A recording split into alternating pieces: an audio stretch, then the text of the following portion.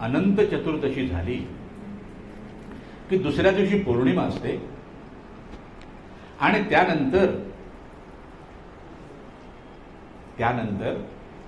जो पंधरवडा सुरू होतो महालयाचा, त्यामध्ये प्रत्येक जण म्हणण्यापेक्षा काही जण आपल्या घरी श्राद्ध कर्म करत असतात. एकनाथ महाराजांच्या घरी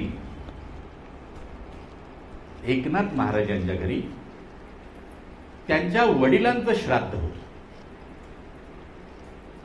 एकनाथ महाराजांच्या घरी त्यांच्या वडिलांचं श्राद्ध होतं. त्यांच्या घरी सकाळपासून तयारी चालली आहे ब्राह्मण भोजनाची. उत्तम स्वयंपाक तयार होतोय, कारण ब्राह्मण भोजन आहे. आपण ब्राह्मणांना भोजनाला बोलवलेलं आहे, त्यांना तृप्त करून पाठवायचं. आपण ज्याला ज्याला भोजनाला निमंत्रित करतो त्या प्रत्येकाच्या ठाई भगवंताला पाहण्याचा प्रयत्न करावा, कारण आपली संस्कृतीच अतिथी देवो भव हे शिकवते. त्यामुळे ज्याला आपण निमंत्रण केलंय त्याच्या ठाई भगवंताला पाहावं. एखाद्या ब्राह्मणाला जर आपण पूजा सांगायला बोलवलं असेल तर त्याच्याकडे ब्राह्मण देवता म्हणूनच पाहावं, आणि ते शक्य होत नसेल तर त्याला बोलवू नये. एकनाथ महाराजांच्या घरी वडिलांचं श्राद्ध आहे, स्वयंपाक तयार होतोय. एवढ्यात काय झालं की चार पाच अंत्यज त्यांच्या दरवाज्यात आले आणि त्या स्वयंपाकाचा सुगंध सगळे पसरला होता. त्यांच्या ठाई सुद्धा त्यांच्या घरी भोजन करण्याची इच्छा निर्माण झाली आणि त्यांनी एकनाथ महाराजांना विचारलं, काय आज काय विशेष आहे का? त्या म्हणा, हो, आज माझ्या वडिलांचं श्राद्ध आहे. हा, छान आहे, वा छान, चांगला स्वयंपाक चाललाय. तर एकनाथ महाराजांनी त्वरित त्यांच्या अंतरंगीचा भाव जाणला आणि म्हणाले, आपण या भोजनाला, आपण थांबा, आपल्या वाडीवर इतर माणसांना पाठवूया आणि आपल्या वाडीत जी माणसं असतील त्यांना सुद्धा आपण बोलून घेऊया भोजनाला. आणि एकनाथ महाराजांनी तसं केलं. कारण का? तर एकनाथ महाराज जे होते ते सगळ्यांकडे समदृष्टीने पाहायचे. वेदांत शिकवायचं म्हणजे त्याचं आचरण ते करायचं. वेदांत शिकवायचे म्हणजे त्याचं आचरण ते करायचे. सगळ्यांकडे समभावाने पाहायचं.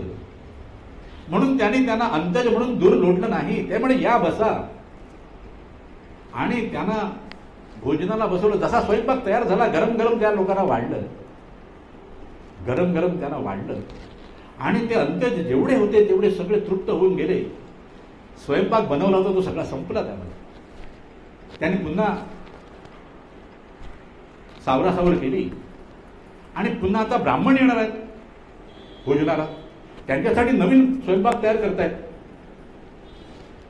पण अंत्यज यांच्या घरात भोजन घेतलं अंत्यजानी, ही बातमी गावामध्ये पसरली. इकडे एकनाथ महाराज स्वयंपाक तयार करून ब्राह्मणांची वाट पाहत आहेत, पण ब्राह्मण काही यायला तयार नाही. ते म्हणत, ज्या घरामध्ये अंत्यज शिरले तिथे आम्ही प्रवेश करणार नाही. ज्या घरात अंत्यज शिरले तिथे आम्ही प्रवेश करणार नाही. एकनाथ महाराज त्यांना विनंती करतायत, अरे आपण असं काय ठेवू नका भाव, सगळे सारखेच असतात, आपण असा भाव ठेवू नका, आपण या भोजन घ्या. तर त्यातील एक ब्राह्मण त्यांना काय म्हणाला, आपण वेदांत शिकवता, आपल्या ठाई समभाव आहे ना, आपण म्हणता सगळ्यांमध्ये परमेश्वर आहे, तर मग असं करा, तुमच्याच पितरांना बोलवा भोजनाला आणि बसवा त्यांना भोजनाला. तर एकनाथ महाराज काय म्हणाले, असं म्हणताय, ठीक आहे, मी त्यांना प्रार्थना करतो, पण आपण जाऊ नका. ठीक आहे, आम्ही थांबतो इथे. एकनाथ महाराजांनी प्रार्थना केली. हे सामर्थ्य त्यांना प्राप्त झालं ते भगवंताचं आहे, लक्षात घ्या, त्यांच्या गुरु कृपेचं सामर्थ्य आहे.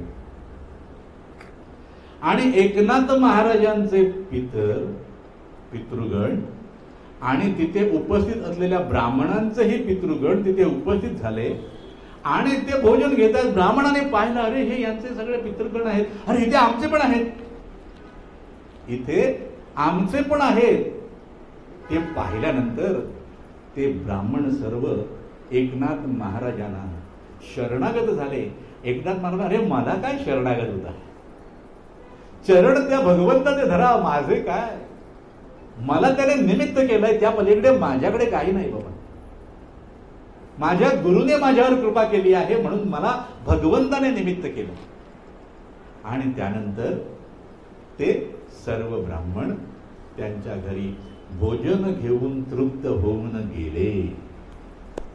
पितृपक्षामध्ये आपणही कोणताच भेदभाव न करता तो पितृपक्षातील जो सोहळा आहे, जो कार्यक्रम आहे, जे श्राद्ध कर्म आहे, जो भोजनाचं कर्म आहे, जे काही असेल ते आपणही कोणताच भेदभाव न करता आपण तो पार पाडावा आणि स्वामींची कृपा प्राप्त करून घ्यावी. कारण स्वामी चरणी कोणताच भेदभाव नाही. स्वामींना सगळेच भक्त किंबहुना सगळेच सजीव निर्जीव सारखे आहेत. म्हणून स्वामी भक्तांनी कोणत्याच प्रकारचा भेदभाव कधीच करू नये आणि सर्वांशी समभाव ठेवून वर्तणूक करण्याचा प्रामाणिक प्रयत्न करावा.